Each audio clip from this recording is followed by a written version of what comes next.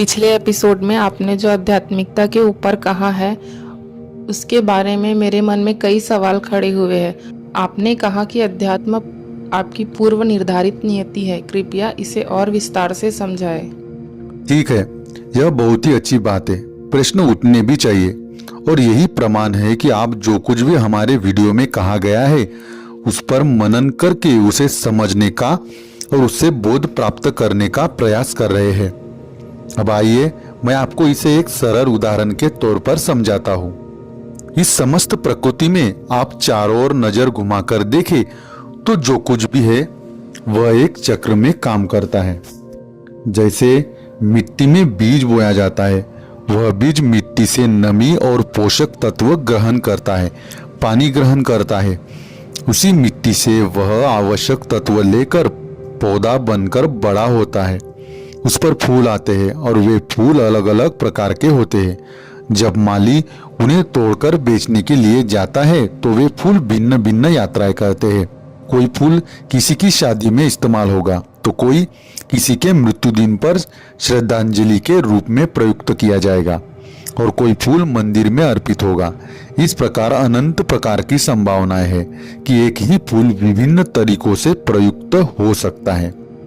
पर यदि वही फूल जो मंदिर में अर्पित हुआ है यह कहे कि मैं जिस मार्ग से आया हूँ वही श्रेष्ठ है, बाकी सब मार्ग तो कनिष्ठ है, तो क्या ऐसा हो सकता है? प्रत्येक का अपना अपना प्रवाह और यात्रा है जो अलग अलग है, लेकिन अंततः सभी फूलों को उसी मिट्टी में जाकर मिलना होता है। सत्य यही है कि मिट्टी से जो निकला है उसे मिट्टी में ही लौटना है। पंचतत्व से जो लिया है और पंचतत्व से जो बना है उसे पंचतत्वों में ही अंततः विलीन होना है। एक और उदाहरण समुद्र का है।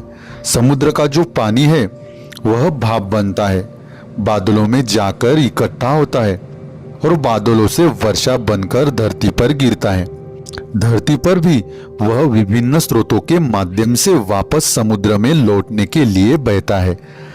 नदियां इसका प्रमाण है कि वे कितनी ललायत रहती है समुद्र में वापस मिलने के लिए। पर जो कुएं और तालाब बनते हैं वे एक ही जगह रुककर समाप्त हो जाते हैं और उन्हें फिर से उसी समुद्र से आई वर्षा के पानी का इंतजार करना पड़ता है। लेकिन नदी जहां से निकलती है वही जाकर मिल जाती है। इसी प्रकार हमारा वास्तविक स्वरूप भी है। जो भी उस आत्म स्वरूप को उपलब्ध हुए हैं उन्होंने यही जाना है कि वास्तविक स्वरूप एक ही है, अर्थात अद्वैत है। यह मेरा अपना भी अनुभव है कि जब आप उस वास्तविक स्वरूप को उपलब्ध हो जाते हैं तब उसके विपरीत कोई भी वस्तु शेष नहीं रहती, अर्थात उसका कोई विलोम नहीं रहता। साथ ही आपकी समस्त बाहरी उपलब्धियां, पहचाने या जो कुछ भी आपने हासिल किया है उसका जो आधार है वह विलीन हो जाता है और आपके जीवन की जो स्लेट होती है वह एक प्रकार से कोरी हो जाती है।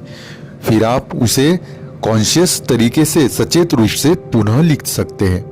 तो जब आप इस वास्तविक स्वरूप से सचेत निर्णय लेते हैं तब आप पूरी तरह मुक्त होकर प्रवाह के साथ एक होकर जीवन को जी सकते हैं। तब आपका कोई भी कर्म आपको बांधने वाला नहीं होता, बल्कि वह आपको मुक्त करने वाला ही बनता है।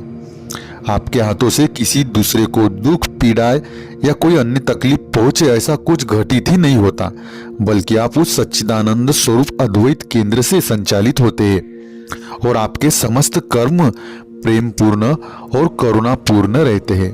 हर चीज आपके साथ सामंजस्य में रहने का प्रयास करती है।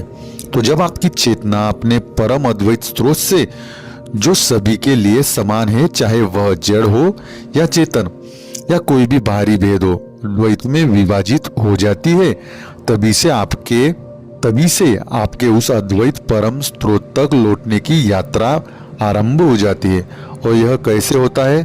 परम स्रोत ने आपको छोड़ा नहीं, बल्कि अज्ञान या अविद्या से उत्पन्न विचारों ने उस विभाजन का आभास कराया है। अतः यह विभाजन कुछ और नहीं बल्कि हमारे परम स्रोत, हमारी परम प्रकृति की विस्मृति है, विस्मरण है। तो मुख्य प्रश्न यह है कि हम पुनः वहां कैसे लौटे। यही गहन द्वैतमय संसार के विस्तार का केंद्र है।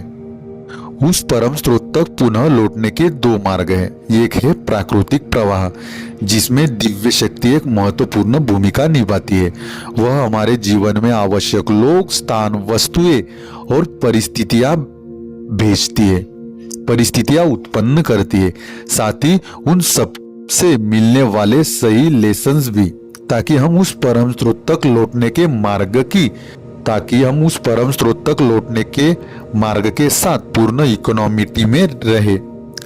दूसरा यह कि हम स्वयं इस प्रक्रिया को एग्जैगरेट कर दे, तीव्र कर दे, तेज कर दे आत्म साक्षात्कार के लिए। इसके लिए हम भक्ति, कर्म, संन्यास, वैराग्य, मंत्र साधना आदि जैसे विभिन्न साधनों का उपयोग करते हैं। यह उसी तरह है जैसे फल का पकना। एक मार्ग है कि फल स्वाभाविक रूप से वृक्ष पर ही पक जाए, और दूसरा मार्ग यह कि बाहरी उपायों द्वारा पकने की प्रक्रिया को तेज किया जाए, आवश्यक परिस्थितियां बनाकर। लेकिन यह अनिवार्य नहीं। प्राकृतिक प्रक्रिया धीमी होती है पर निरंतर रहती है। बाहरी प्रयास इस प्राकृतिक प्रक्रिया को प्रभावित कर सकते हैं। इस अर्थ में मैंने कहा था कि एक अदृश्य दिव्य प्रवाह जो कि प्राकृतिक तौर पे आपको परम सत्य या स्वरूप की अनुभूति की ओर प्रेरित कर रहा है, धकेल रहा है। आपको बस उन परिस्थितियों के पीछे छिपे हुए लेसन्स को सही अर्थों में समझना है, जो हर क्षण आपके हमारे सामने उत्पन्न हो रहे हैं। यदि आप उस दिव्य प्रवाह के साथ पूर्ण समता में है, समभाव में है, तब आपका जीवन बिना किसी प्रतिरोध के एक स्वाभाविक प्रवाह बन जाता है, और जो भी हमारे सामने प्रकट हो रहा है उसके साथ कोई संघर्ष नहीं रहता। आप केवल वर्तमान परिस्थितियों की पूर्ण जिम्मेदारी और पूर्ण स्वीकृति रखते हैं तथा उस दिव्य प्रवाह पर विश्वास रखते हैं, ताकि खाली बांसुरी के समान हो जाए, जो पूरी तरह उस दिव्य प्रवाह को समर्पित हो। उस बांसुरी से जो भी स्वर निकलता है वह केवल मधुर और सामंजस्य पूर्ण होता है। आपके बाहरी प्रयास यदि उस दिव्य प्रवाह के समभाव में नहीं है तो वे उस सामंजस्य को विचलित कर सकते हैं। आशा करता हूं आपके प्रश्न का समाधान हो गया होगा। आज के लिए इतना ही। बने रहे हमारे साथ आपके अपने YouTube चैनल बोध से संबोधि में। अभी तक आपने हमारे चैनल को सब्सक्राइब नहीं किया है तो सब्सक्राइब जरूर करें, साथ ही बेल आइकन जरूर दबाएं, ताकि आने वाली वीडियोस की नोटिफिकेशन सबसे पहले आपको प्राप्त हो। आपके मन में जो भी प्रश्न उपस्थित होते हैं उन्हें कमेंट सेक्शन में जरूर लिखें। धन्यवाद। ओम शांति शांति शांति।